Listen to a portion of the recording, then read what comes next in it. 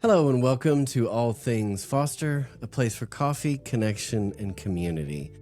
Thank you, Hannah, to coming on again. We've got a couple more episodes in this series, which we'll get into here in just a minute. But this week's episode of All Things Foster is sponsored by Falcon Ridge IT, your trusted partner for tech solutions that actually make your life easier. Whether you're a small business, nonprofit, or just tired of tech headaches, Falcon Ridge IT offers personalized IT support, cybersecurity, cloud services, and more. What we love about them is they're not just fixing problems, they're building real relationships and helping you grow with confidence. Here at POCN, we know how important it is to have dependable support behind the scenes. Falcon Ridge IT delivers just that. You can learn more at falconridgeit.com and see how they can help you stay secure, connected, focused on what matters most. Big thanks to Falcon Ridge IT for supporting the work we do and helping us care for foster families across the Texas Panhandle. And as always, or most of the time, my sponsors are folks that I know in the community. And I had a laptop that I had to change the pin on, and then I didn't use it for like 3 months. And then I'm trying to figure out how to get back into this stinking thing. You had forgot it? Yeah. Oh my God. I mean, it was WT because of those. They require you to change it so often, and it had to be, for some reason on my computer, it had to be a PIN, not a password. And then the reset link had the wrong email address. But instead of panhandleorphan@gmail, it said panhandleordfan at email. So I couldn't even do that. Yeah. So, I mean, I was completely locked out of it. And Ash came up and just fixed it. And you know, it's pretty simple. So thank you, at Falcon Ridge, for your sponsorship of this episode. So today's title is Holding Space, Navigating Vicarious Trauma, Self-Awareness, and Anticipatory Grief. So, Hannah, as always, if you'll just give us a quick rundown on who you are and why you know what you know, and we'll go from there. Yeah, I'm sure my introduction's been different every single time, but I have a bachelor's and master's in psychology, currently working on my PhD in psychology, public policy, and law. So it's that kind of intersection between the legal system and human behavior. My specialties have centered around trauma and suicide for all of my education, and I work as an advocate in the area with sexual assault survivors. I also have my own experience just with a lot of negative things in my childhood, and so getting to see the resilience and knowing that, again, what happened to you is not your fault, right? But you do have a responsibility, you know, of who you become and how you handle that. So that's kind of my background. My clients have ranged, you know, in age quite a bit. Yeah. In fact, with my new position, I joked on my personal social media page.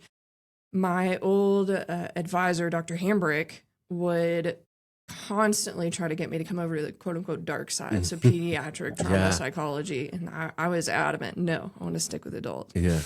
And here I am, find myself in a new position, and it is pediatric. Yeah. Everything is pediatric. Right. Most of my clients that I see outside of work, pediatric. Right. So I'm going to say it's Dr. Hambrick's fault, and I guess she got what she wanted. There you go. Well, I mean, in my view, pediatrics is pretty darn important given my family situation, and then on top of that, you know, of course, the adult stuff's important too, because I'm still trying to get through my past and my history. So thank you for coming on the podcast.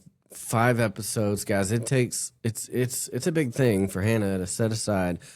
So far, I think like 5 or 6 hours of time just doing the recordings, not counting doing the research and doing all the outlines and stuff like that. So, and then we've got 2 more left in the series, and so today and 1 more next week. So a disclaimer: this is heavy stuff.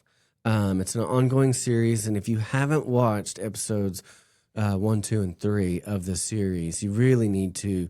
We built a foundation, and going back and editing it, and getting it ready for dropping. I even though we had the conversation, going back through and editing it and watching it again and seeing, and I mean, it's heavy stuff, but we say it all throughout all the episodes. There is hope. Our next episode next week is all about the reversibility of trauma. But if you haven't caught those first 3 episodes, strongly encourage you, go back, listen to those first, and get that really good, solid foundation for understanding trauma. And the topic today is vicarious trauma, and we'll define that here in a minute. But because so many people in this world of foster care adoption, the counselors that serve them, everybody that serves them struggle with both vicarious trauma and I think anticipatory grief for sure. But so if you haven't watched those, please be sure, go back, listen to them, watch them. Super great information. And then the other important disclaimer, we said it last week, we're going to say it again this week. We are not trying to help you diagnose yourself. I don't diagnose myself. Hannah doesn't diagnose herself. No, if you don't get to diagnose yourself, because guess what? You're not objective about yourself. And so we're not. That's the myth being busted. Yeah, right. If only. Yeah, we're not trying to help you come to a diagnosis for yourself. We're trying to get you to understand a little bit about trauma, about vicarious trauma. Maybe if you're suffering the effects of that, maybe you need to get some help and things like that. So we're gonna talk about vicarious trauma, stressors related to disorders, and dealing with the labels that come with those diagnoses and living with them. So let's define vicarious trauma first, and then we'll kind of go from there. Yeah, so we don't really have a myth for this week. I left it in the notes on accident because I use the same outline kind of format, but vicarious trauma is essentially, a lot of times it can present as post-traumatic stress disorder. That's what it looks like. But maybe you yourself didn't experience those things. Or let's say in foster care situations, you have kids who come in who are really traumatized and they have, significant behaviors, are aggressive. That is then traumatizing for the parents, maybe for the other kids in the home too. Exactly. And so it's really this emotional residue of exposure to others' traumatic stories. So that's why when you brought up, therapists, social workers, family, anybody involved in the situation, they're at risk for vicarious trauma. It can also be called secondary traumatic stress disorder, which, sounds a lot more like PTSD, just a name. Some people in the field, at least, might say, well, I'm really burnt out, or I'm struggling with compassion fatigue. Those are really all pretty synonymous for the same thing. It's struggling with holding space for everyone else's stories without having that break. Recently, I might have told you, but I went on a vacation during that short time of being out of work because of just cuts. And as soon as I landed and got to my friend's house, it's like my nervous system kind of just relaxed and let out this sigh of relief. Right. And a lot of people in my field, a lot of people I know don't take that time to step away because they feel such a heavy responsibility and burden to make sure that they're there for their clients and they show up for them and they're doing everything they can. And yet when they step away, they're still answering their phone. Yeah. They're still on the computer looking at email. And that really, that can lend to vicarious trauma, compassion fatigue, for burnout, whatever, popping up a lot faster. I know oftentimes when I get super stressed, I'll take the camper and just go down to Paladar Canyon. And as I'm going down the hill into the canyon, man, it just helps. Getting away helps. And so, definitely something we want to work on is figuring out if we're struggling with this, and if so, how do we move move beyond it. Yeah. And with that really comes that emotional awareness and emotional intelligence. Yeah. And so you're not going to know if you're burnout if you're not aware of your own emotions or where you're at, or if you've hit, a brick wall. I think everybody hits a brick wall at some point in time, especially when you're in this kind of field. And so, I tend to believe in the multiple intelligences theory. I'm not going to break that down too much, but one of them is emotional intelligence. And it's one of the few, if not maybe one of the only, that you can, it's not something that you're born with. It's something that you can, in fact, learn. So if you didn't grow up in a house where you were taught how to emotionally regulate or be aware of your emotions, how your body's feeling, even if you're hungry or thirsty, that interoceptive awareness, you can learn and grow that emotional intelligence will help you when it comes to trying to combat and mitigate vicarious trauma. It's kind of like working out. I mean, you're not, some people are born with a six pack, but most of the people who have a six pack, they have to work at it. Yeah. And if they're born with a six pack, then I would say there's probably, I was a chunky baby. I'd say there's something wrong. My oldest son was just bone skinny. And he ate, he didn't have a problem eating, but he just had a six pack, and he was just lean and all the things. So you can learn and grow, your emotional intelligence. Which is needed again for the vicarious trauma aspect. Yeah. We kind of touched on self-awareness, but let's just kind of explain or define that a little bit more. We kind of hit it, I think, in passing. Ability to tune into your own emotional state. Just taking time to, you talked about last week about the book on the emotions. Atlas of the Heart. Of the Heart, yeah. Yeah, by Brene Brown. Yeah. Dr. Brene Brown. Sorry, don't come from me on that. So being able to say, okay, I'm this emotion or that emotion. You talked about envy versus jealousy. I'm jealous or I'm envious, and being able to feel where you're at, and that's what that's that taking the being self-aware of where you're at. Yeah, and it's something, I mean, a lot of kids get taught that when they're growing up. I know there are times where my nephew, when he was a little bit younger, he would kind of start to get upset, and I would have him, at least when he was, at my house or with me, sit and just kind of check in with himself on like, why is he upset? Because being hangry is real. It's a thing. Yeah. It's a thing. Right? Like by the end of this recording, I think we're probably both going to be like, it's dinner time. It's dinner time. Maybe start eating that spider. You don't know, I have an irrational fear of spiders, and somebody who won't be named 3D printed one. And stuck it under a chair so when she pulled it out. It was horrible. It was horrible. Thankfully, it's not overly realistic. Otherwise, I just would have left. But yeah, so that self-awareness, tuning into your own body.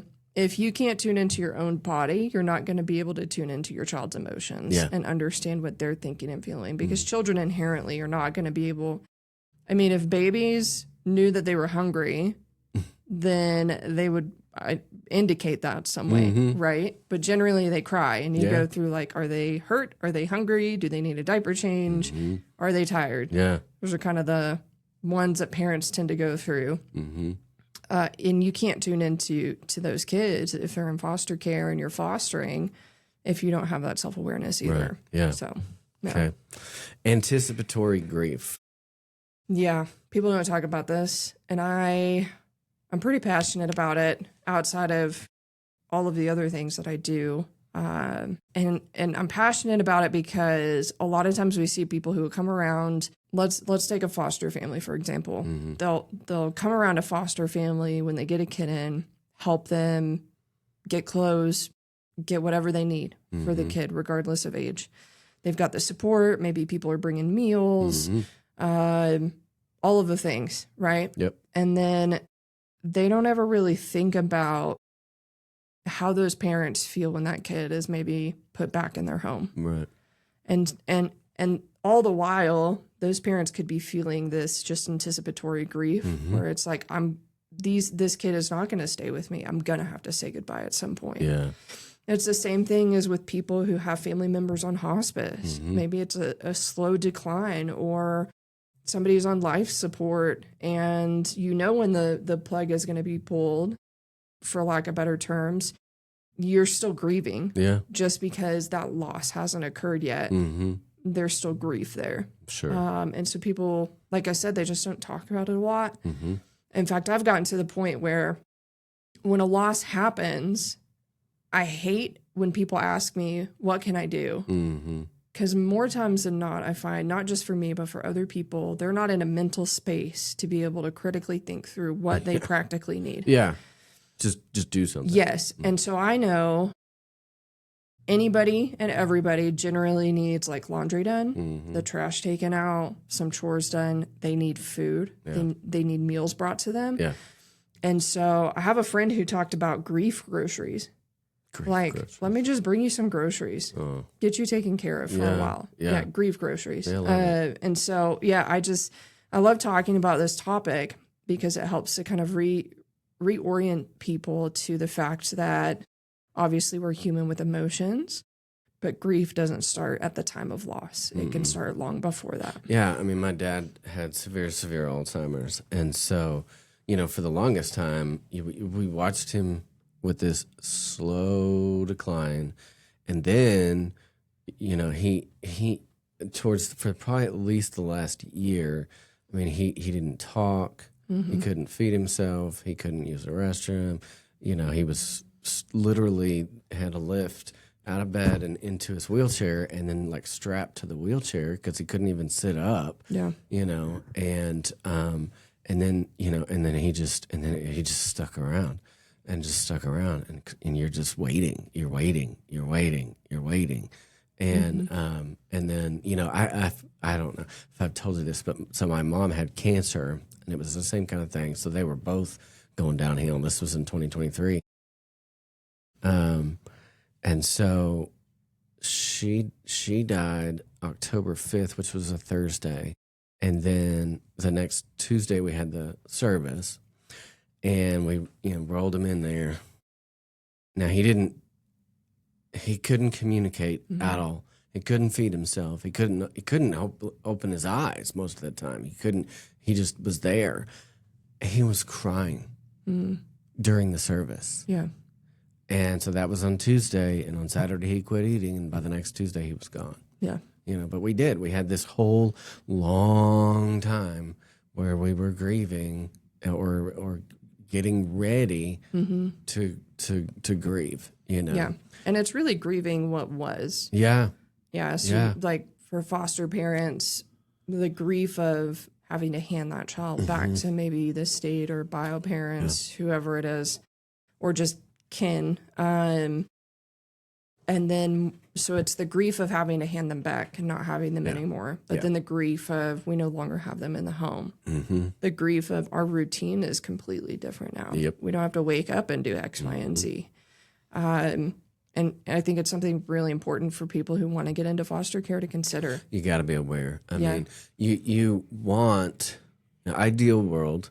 You want, when there's a situation, whatever the situation is, you want the kid to come stay with you long enough for the parents to get their stuff taken care of and then go back. You want that to happen. You really do. Yeah. But and I think I shared this a couple weeks ago, that, we measure recidivism in prison, which is the likelihood of once somebody's been in prison to go back to prison. And they measure that in foster care. 50%, 45%. Within 5 years, if they go back to biofamily, they're back in care. And so while we root for parents to get taken care of what they need to, oftentimes that they're going back into a scenario that they will most probably be back. And that was where Nikki and I were with the first time. We knew. I told the caseworker they will be back in care. 2 years later, back in care. Yeah. And so the whole case, it's weird. It's complicated because you want the family to get their stuff together and for them to be with them. But then you're also aware that there's a high possibility that this kid's going to go home, and then that if they do, they're going to be further traumatized and come back into care. Yeah. And this is going through your mind the whole friggin' time. I mean, I pretty much all foster families that I know have had this experience where they're like, are they going to go back? Are they going to go back? Are they going to go back? And if so, is it going to be good? Is it going to be good? And then, and so that being aware you're gonna have that. You're gonna, the whole time you're gonna be like, man, are they gonna go back? And if so, is it gonna be a good thing? And you don't know. You really don't know. And so you've got to be aware coming into it that it's a thing. And it, just like everything else we're talking about, there's hope for it. You need to keep in mind that that's a possibility and something you just need to be aware of and deal with as you're going along. Yeah. Right. Yeah. So let's talk a little bit deeper about vicarious trauma. We kind of did the 10,000-foot view of what it is. So let's kind of dig a little bit deeper. I think of it, a lot of people will say that the parent is living vicariously through the child, right? So, when I was a kid, I couldn't do this, and so I want them to do that. And it's not, the way it's talked about, it's not really for the child. It's more for the parent, right? I didn't get to do that, so I want them to do it, whether they want to or not. Yeah. And that's living vicariously through your child, right? Yeah. And I kind of see vicarious trauma. Tell me if I'm wrong. That's kind of how I see vicarious trauma, because you see the trauma, and it's almost like you're going through the exact same trauma that they've been through, right? Yeah. To an extent, yeah, you can think about veterans who come back from war as well. Again, vicarious trauma, secondary traumatic stress disorder, essentially one and the same. I argue that, again, compassion fatigue, burnout, they're all pretty synonymous, pretty much the same generally. And so when a veteran comes back and they have, let's say, severe PTSD, you have maybe the spouse finding out everything, their details, the details of their traumas, and probably not all of them, but a portion of them. Sure.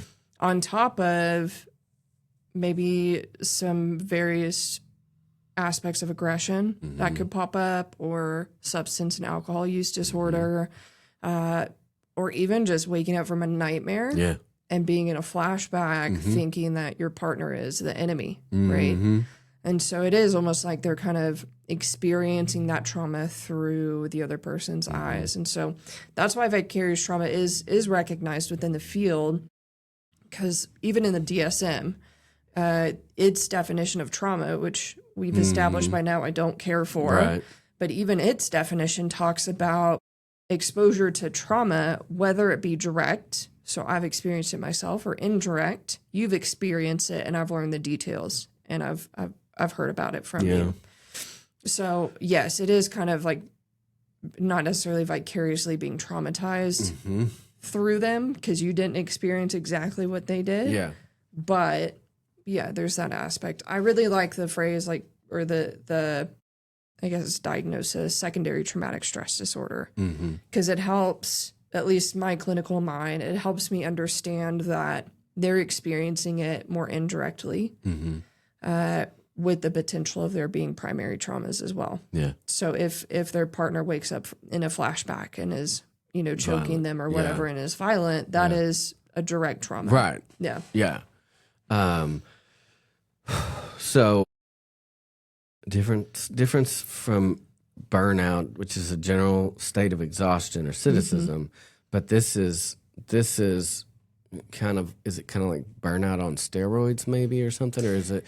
Yeah, is it kind of different? So I put this in here because people use them synonymously. And in my field, I would still use them synonymously. When you think of burnout and you think of compassion fatigue, most people can't really tell you the difference. Sure. They're going to say they're about the same. By definition, they're slightly different. So a general state of exhaustion. So that would indicate anybody can get to a point of burnout. Sure. Somebody working in customer service, they just get burnt out with their job. Yeah. Whereas compassion fatigue, vicarious secondary trauma is generally reserved for those who are being exposed to trauma as a result of their field or their situation, like foster care or something like that. So in my field, I'll use burnout generally in the same way as I would vicarious trauma, but I'm also working with people who are constantly exposed to trauma, so that would be appropriate. Yeah. I see. Okay, so everybody can get burnout, right? Yeah, but not everybody can get burnout from exposure to trauma. So it's kind of all dogs are poodles, but not all poodles are dogs. Right. Yeah, it's kind of that mindset. I said that backwards. All poodles are dogs, but not all dogs are poodles. Yeah. I go with the square and parallelogram. Yeah. Right. Yeah. Oh yeah. Okay. Yeah. So the folks that are highly at risk for it, obviously, foster parents is the big one that we're talking about. But I mean, your caseworker, very probably has vicarious trauma, because they're not just dealing with your family and your kids; they're dealing with 20 or 30 other families and their kids. When the first time we had the kids, the state went on a hiring freeze, and so the caseworkers were just dropping like flies. And so we had 4 caseworkers that year. Wow. In a year. And the 4th caseworker, we were her 54th case. Oh my gosh. Yeah, not 54 kids, 54 cases. Yeah. And so if you think about that, just visitation, because they have to put eyes on kids once a month in the home. This is before COVID, where they could just do it on the computer. But they had to be in the home once a month with every kid. And we had 2, and thankfully they were able to be together. But a lot of times it was 2 or 3 or 4 kids in 2 or 3 or 4 different places. And so just trying to get the visits done in 1 month is virtually impossible when you start talking about all the other things. And so, they're seeing firsthand the abuse that happened to your kid, but they're also seeing firsthand the abuse that's happened to 20, 30, 40 other kids. Yeah. And so, trying to keep in mind as you're as you're frustrated with the scenario with the caseworker that's, maybe not doing the things as quickly or as fast as you'd like. But the reality is there's a high probability that they have vicarious trauma themselves. Yeah. And so foster parents, caseworkers, social workers, counselors, doctors. Yeah, nurses, paramedics, so any first responder. Yeah. Law enforcement, anyone who's exposed to essentially a population that has a high, trauma history or rate of being traumatized. Of course, you can be in the ER as well, and it may not be psychological trauma or something like that, but seeing someone who has a gunshot wound, that's pretty traumatic. Technically, according to the DSM, seeing a dead body is when it's not part of your normal life. Yeah, generally they say when it's not part of your, occupation or whatever. But so those, I love the point that you made about being empathetic towards the caseworkers. So I've never worked in CPS, and I have a family member who did.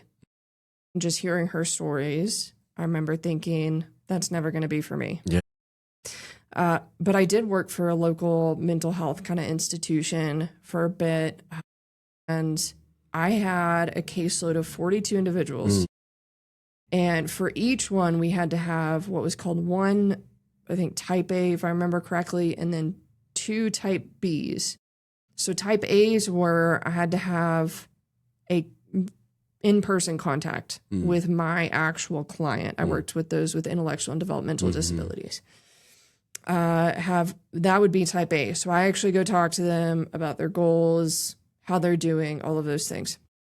Type B's would be I call mom or dad, I call cousin, I call sibling, I call their day-hab program. And then you have to go back and enter all of those. And then when audit comes, if your notes look too similar, you get dinged on that. Oh, gosh. And then you get in trouble, right? Not just you, but your organization. And so when we talk about... You probably can't use ChatGPT because they had You know what? I don't actually know, because that was before it was a real thing. But yes, the ethics around using AI within the field, there's more conversation happening, which I appreciate. But having that empathy towards your caseworkers and those involved in the foster care process. Because, I mean, I remember seeing one CPS worker at the hospital for my client, and he was getting admitted. And the other one was like, yeah, I've got to go straight from here down to Lubbock. And it was 10 p.m. at night, maybe. I just, there was no work-life balance for them. And having that empathy and understanding that, honestly, their burnout is going to happen fast. Yeah. They drop like flies, not because they don't love the job or love the people, but it's just not sustainable as a human being. Like, you need to be able to go home and get sleep. Yeah. We work best when we have a regular sleep and wake routine as humans. Yeah. They are in a field where that a lot of times doesn't happen. So, yeah. So another one we didn't talk about would be a CASA worker, right? A court-appointed special advocate. Now, they're not going to be, they have one, maybe two kids or cases or whatever. They may have, 3 kids here and then maybe 1 or 2 over here if they're super experienced. But they are, those CASA workers are vital in the process because they're the only ones in court that have no skin in the game. Their only job is to speak up for that child and to speak for what's best for that child. But they can go to doctor's appointments and school and visitation, and they can drop in on the bio parents and so a CASA worker could get vicarious trauma just through, if they're compassionate and care about the kids, because they're volunteers. I mean, I don't know why they'd be doing it if they don't care about kids. But I mean, I work with sexual assault survivors as a volunteer, right? So that I don't get paid for that. I don't get mileage reimbursement, so it's my gas, my time, my energy, my money, all the things. And the advocates. We have other volunteer advocates who do it, and I tell my clients anytime I go in, make it very clear: the hospital doesn't pay me, the APD doesn't pay me, CPS if it's a kid doesn't pay me, and then I'll make a joke about my organization doesn't even pay me, and that normally helps to build a little bit of rapport. Yeah. But just to help them understand, if you don't want this officer in the room, I have the authority to tell them to leave. That is their right. Yeah. In fact, we've recently learned that for those cases, and I confirmed this with a law enforcement officer on a recent case I went on, that they keep their body cams on the entire time. Oh, really? And so it would be like if a therapist is talking to their client with a cop in the room. Yeah, no. And so I've gotten to a point where when they're in the room, I ask them to step out when I need to talk with my client, because they have a right for that not to be on camera and to have privacy. And I treat it as like a HIPAA violation. And at this point, like every law enforcement officer has been really understanding of that. And I do tend to, let them know this is why, and they deserve that privacy. Be like everybody watching a bridge interview. Oh my gosh. Yes. You don't want that. Those are tough to begin with. Yeah. And to think that, that body cam footage would likely be subpoenaed, be it plea or court. I would assume it could be subpoenaed for either. But if it's court, think about everybody watching that. Yeah, and picking it apart. So they wouldn't just pick apart the survivor or the kid in the court case. They'd pick apart the advocate, how they said what they said, what they did or didn't do. The cop. The law enforcement officer, anybody else involved. Anybody. Yeah. So lots and lots and lots of folks can be affected by vicarious trauma. Just a few signs, symptoms people should be aware of for themselves. Like, this could be something I need to get help for. What would they be looking for themselves, or maybe in their wife or their husband or something like that? What would they be looking for? So I tend to tell people, think of the quote unquote classic depression symptoms, right? As the starting point. If you're starting to lose interest in things you used to enjoy, your appetite changes, your sleep changes. I even think about work, When I know I need a break is normally when I start to dread getting up to go to work. Right. And it may not be that I hate the job, but I need a break. Yeah. Just a brain break. Yeah. So those are things I'd look for, especially if you are in one of these fields or looking at foster care. Of course, that's a little different when you have a child placed in the home, but it's something that you could potentially reach out to your partner or caseworker for support on of, hey, I'm feeling like there's a shift. This might be compassion fatigue, which vicarious trauma, secondary traumatic stress disorder. But yeah, looking for those key things. Secondary traumatic stress disorder can mimic PTSD in some ways. Tend to argue it's not as common unless it's a first responder. Yeah. I've seen it a little bit more in first responders than I have in even advocates like myself. Okay. Right? Okay. Yeah. Yeah. So the role of self-awareness, how self-awareness acts as a protective factor. What do you mean there? I mean, if you're not self-aware, you're not going to realize when you're getting burnout, when you're reaching compassion fatigue, when you are losing, just like when you check in with yourself, right? Why am I angry right now? What's causing me to be angry? Today, it's because it was so hot outside. There were times that I could feel I was irritated, and it's just because it was hot. Stand in front of a fan for 5 minutes, and I'm a completely different person, right? Yeah.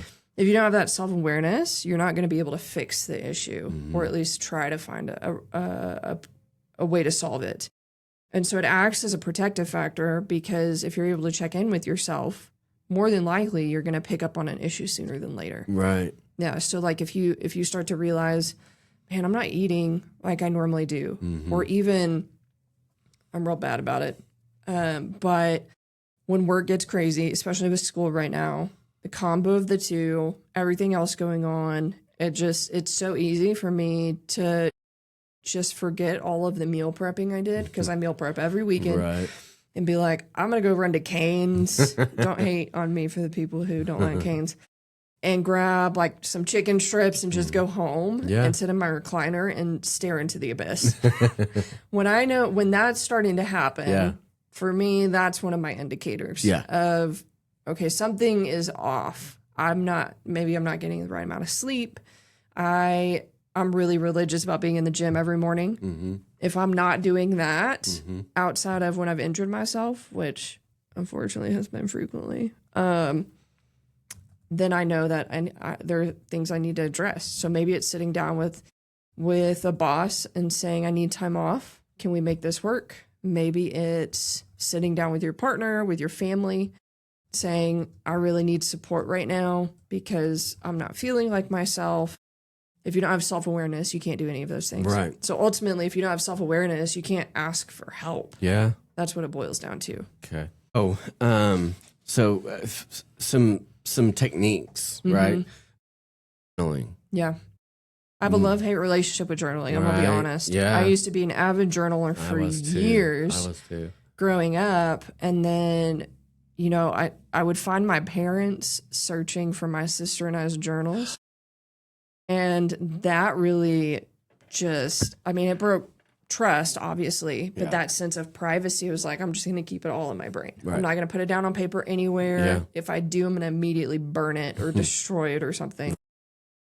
But journaling is a really great practice to get into the habit of. And you don't have to get just a blank journal. Yeah. For the record, Barnes & Noble has some of the best journals around.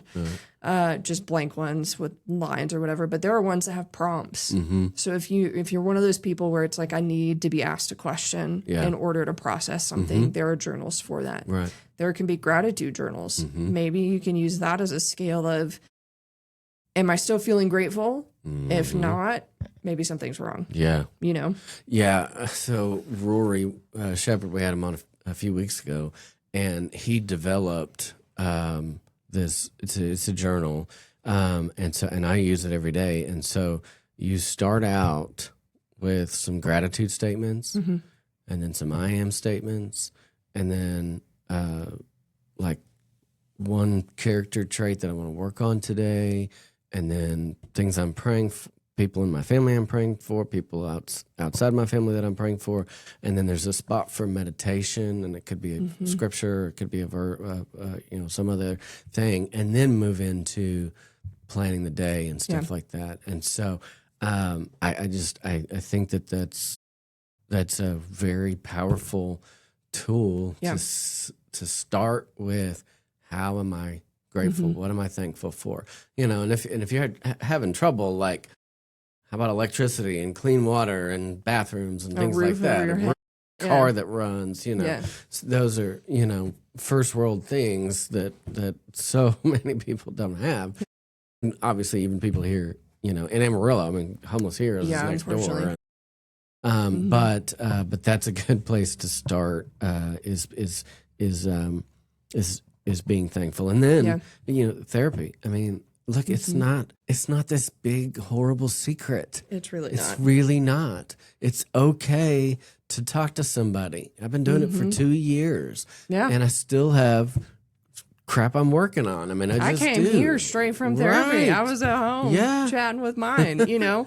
I feel like people think it goes along with the stigmatization around mental health, ultimately, which I know here we still really battle in a lot of ways, in a lot of areas. But, and that's why I'm more open about the fact that I go to therapy. There are some weeks where we really don't have much to talk about. Yeah. But just being able to have that consistent person that I can check in with or complain about, or another good example for me as an advocate, somebody who works around trauma exposed populations, is she is one of the few people outside of the organization that I have a confidentiality policy that I have to follow. She is actually the only person that I can ethically and legally process something with. Yeah. So if I have a tough case, like there's, I have 3 or 4 over the 5 years that I've worked with sexual assault survivors that really stick out to me. And they're ones that still stay with me and probably will. They're ones that I've processed with her. Yeah. Because ultimately it was something where it's like, if I don't talk about this, I'm going to end up immediately in the vicarious trauma. Yep. And I'm just not going to do it. I'm going to be trying to pour from an empty cup. Yeah, and you can't do that. No. I mean, you absolutely can't do that. And let's just talk for a second about the fact that it's okay. Some foster families are like, some kids go home and they immediately take other kids, which is good. Some of them though are like, oh my God, if I don't do this, this kid's not going to have a place to stay. And so they agree and just get further and further and further down the rabbit hole. And it's okay to take a break. Mm-hmm. And yes, it breaks our heart when there's kids out there that are not, that are sleeping in offices and things like that. But you can't pour from an empty cup. And so if you're in that vicarious trauma where you're just struggling, then take a break, right? You can't pour from an empty cup. So that's, let's talk about emotional intelligence. We touched on it. Let's talk a little bit more about the core components of emotional intelligence. Yeah. So like with all other intelligences, just intelligence in general can be broken down. Emotional intelligence can too. Mm-hmm. So for emotional intelligence, what we tend to see it broken down to are these 5 key areas. Mm-hmm. So you'd want to kind of self-reflect, look at yourself and see how you do with these. Mm-hmm. So self-awareness, being able to check in with yourself. Mm-hmm. Self-regulation, when you get angry, are you throwing something across the room or are you taking a deep breath? Right? Being able to regulate your own emotions. Mm-hmm. Are you motivated to do the things you need to do? I hate mowing the yard. I think I've said it on here before. I hate it. I have a big yard. I didn't even think about it when I bought the house. But motivation is part of that. It's something I have to do. Yeah. Right? And so in some way, I'm still motivated. Empathy is a huge one because that's going to be empathy for yourself and also for others. If you can't empathize for yourself and have... My therapist would love this because she harps on self-compassion all the time. And I just roll my eyes. I'm like, I can have compassion for people all day long. Everybody else. But not me? No. What are you talking about? Right. But at the end of the day, if you can't have self-compassion and empathy for yourself, again, you can't pour from an empty cup. Yep. So you can't really, truly show that to other people if you can't show it to yourself on some level. The last one's just social skills. How do you interact with other people, right? Are you able to have good interpersonal relationships? Are they steady? Are they long-term? You know, one of my best friends I've known since high school. I'm not going to give you the year because that really dates me, but I have really long-term friendships. In fact, I think one of my shortest ones is maybe 5 years at this point. Yeah. You know, I've known everybody for a really long time.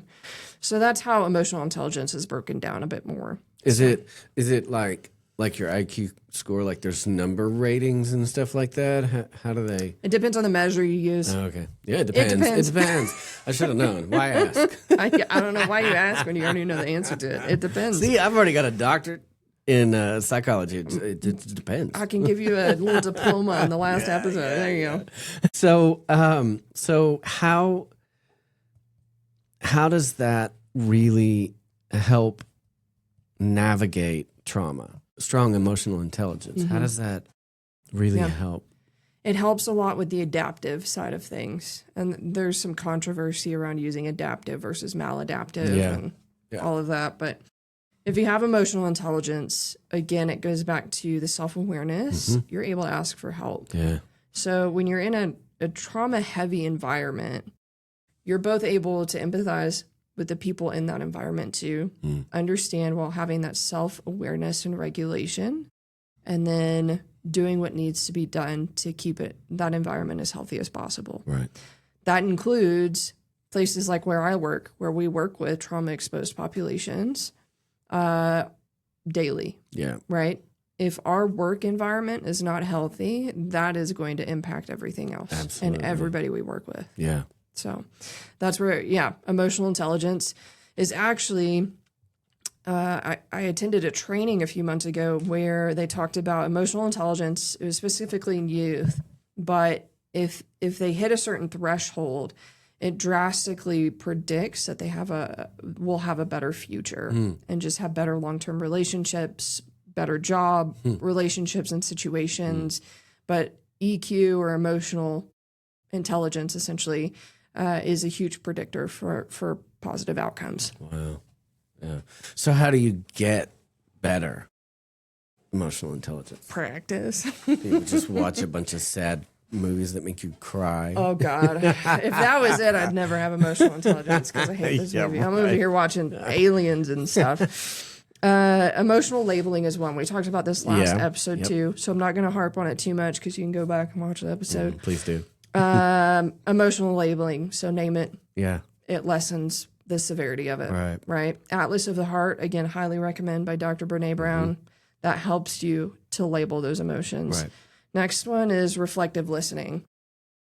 People have a hard time differentiating between hearing and listening. Right. Hearing is taking in what somebody is saying with the intention to respond. Listening is taking in what somebody is saying with the intention to understand and empathize. I like that. And so we so often, as a society, hear what people are saying with the intention of, well, that reminds me, I want to say this, or this is what I'm going to say next. Yeah. Instead of sitting and just soaking in what they say to understand where they're coming from. Yeah. So that's another one. And then regulation strategies. Those are pretty practical. It's generally breathing techniques, self-talk, going for a walk. Mindful thing on your watch. I had to turn that off because it kept telling me I was stressed too much.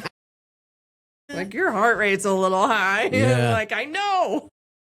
Thanks. But I don't do it. I don't have it set to go off. It used to be. I don't know what happened. I'm 40 at 5. It just seems like things aren't as easy as they used to be.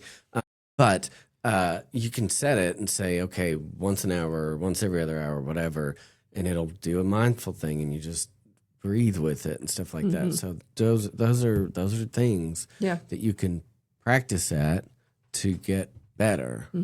When in doubt, Google it. Yeah. If you need help with emotional intelligence, throw it in Chat GPT carefully and ask it, what are some techniques? But those are the top 3 that we tend to see that are really helpful. Okay.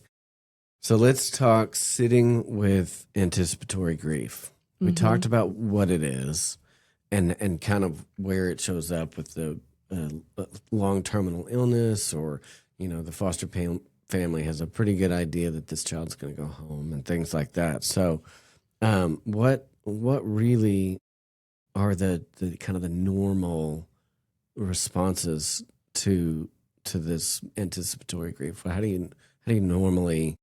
It depends. Look, you already answered. We move on to the next section now. It depends.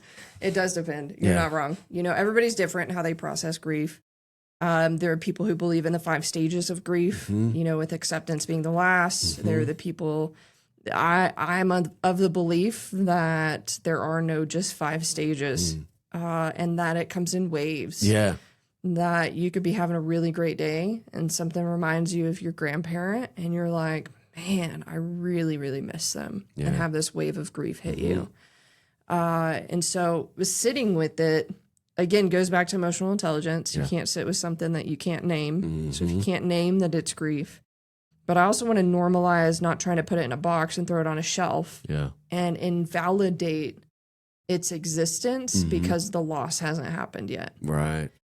Which I see a lot of like people invalidating even themselves. If I shouldn't be feeling like this, they're still alive. My grandpa right now is on hospice. It was his choice to go on it. And we don't know when he's going to go, what that looks like, if it's going to be slow or fast. We have no idea, but there's still this grief of I'm coming to a point in my life where I'm going to have to live the rest of my life without him. Right. And that's hard to grasp because he's been there for 31 years at this point. He turns 90 this year. He's been here for a hot minute. Yeah. And so to think about not having him around, even at my graduation when I get my PhD, there's a high likelihood he won't be there. Yeah. So I'm anticipating the grief while also trying to celebrate a huge accomplishment. So I also want to normalize, you can have dichotomous feelings. Being really grateful for the time you had with those foster children while also grieving the fact that they left your home.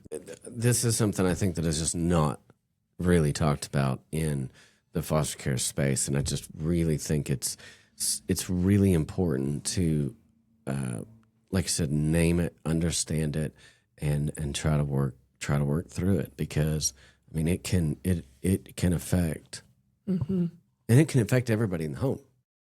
My daughters, my oldest, when the kids, they were back and forth. We're not going to put them back. We're going to put them back. We're not going to put them back. We're going to put them back. Back and forth, back and forth, back and forth. And so the girls were living in this state of limbo for over a year. Like, are they going to stay? Are they not? And we were. And so it's there, and it's not necessarily just there for mom and dad. It's definitely can be there for the kids too. Yeah. And so we've got to figure out how do we process that? You talked about naming it. What do you mean by and you talked about not putting it up in a box and validating it. What are you talking about? Rituals of preparation or closure? Well, I mean, in foster care situations specifically, or even hospice, that there's going to be an end. Yeah.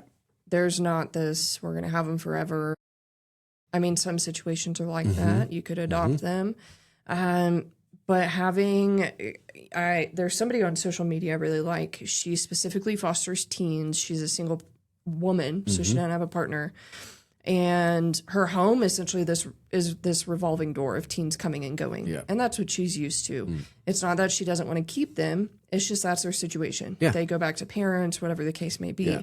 So she has these rituals in place of when they leave, what she does next, be it like cleaning out the room, getting ready for the next kid. It's going to vary per person. Sure. Some people want to just take a day off of work. So having those things in place, and I say rituals in the sense of when I work with individuals who have suicidal ideation, we do safety planning, right? How do we keep you safe? So think of it in the same sense of let's go ahead and put supports in place now that are consistent and regular. So when that time comes, because it will come, they're already there. Yep. Because when you're in a place of crisis, of grief, and in deep emotional turmoil, your frontal lobe, not working. Not working. It is amygdala all day long, basically. Yeah. You're in your emotional brain, and you can't use that executive functioning. No.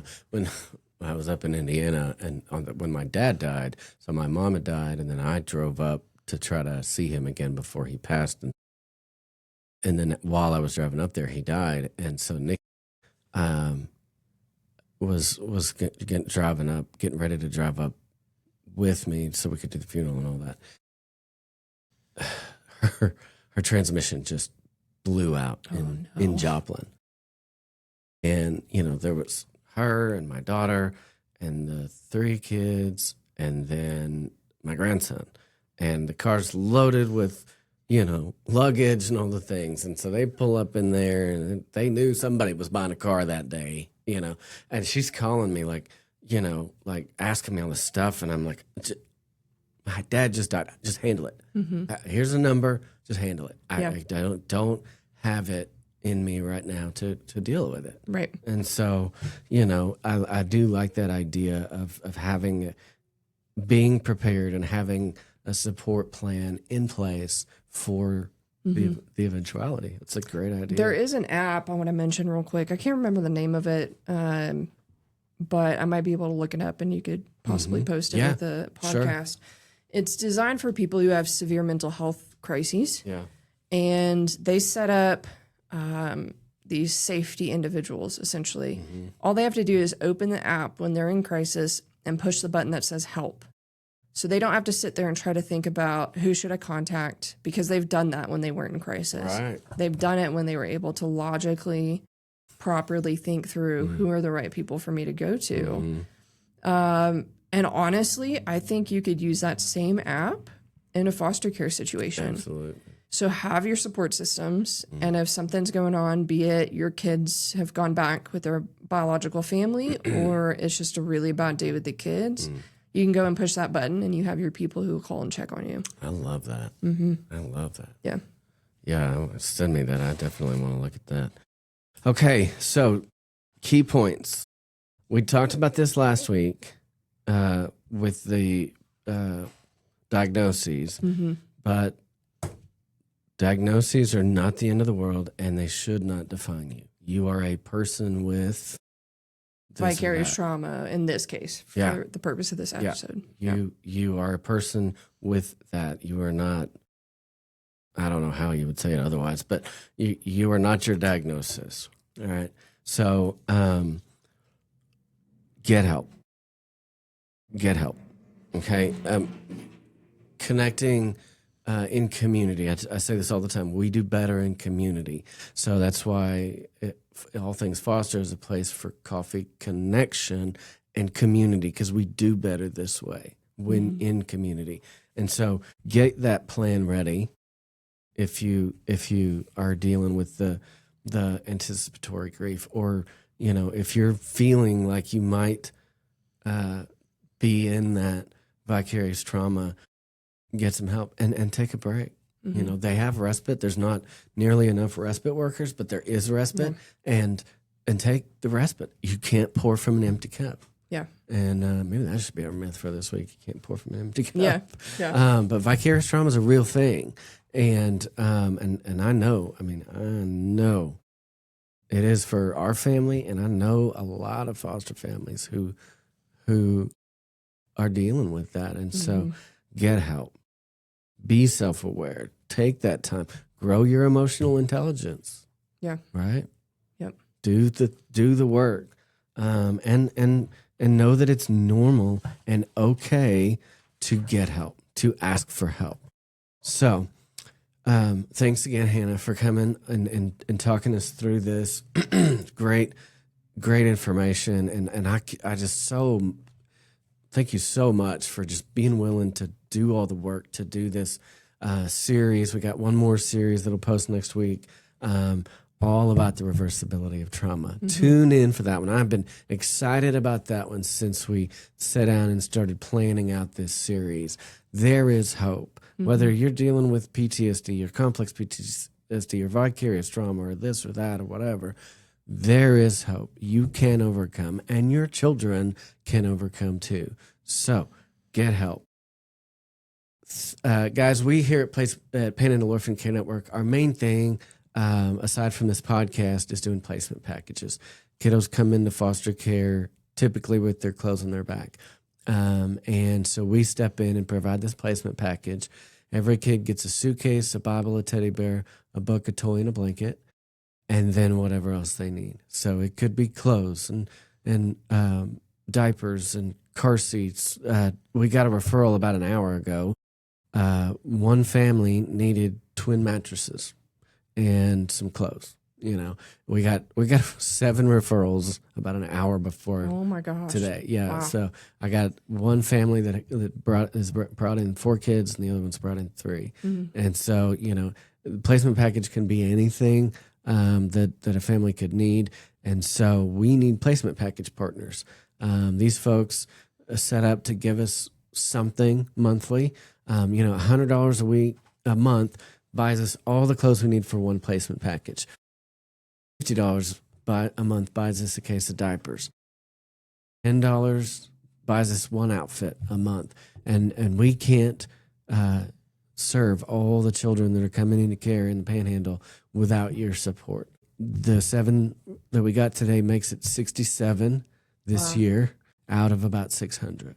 About 600 come into care in the Panhandle in a given month, in a given year. And so we want to get to 100%. Every kid gets a placement package. In order to do that, we need money. You can't run a nonprofit without money. People don't want to talk about money, but we need it. You can sponsor one of these episodes. It costs $50.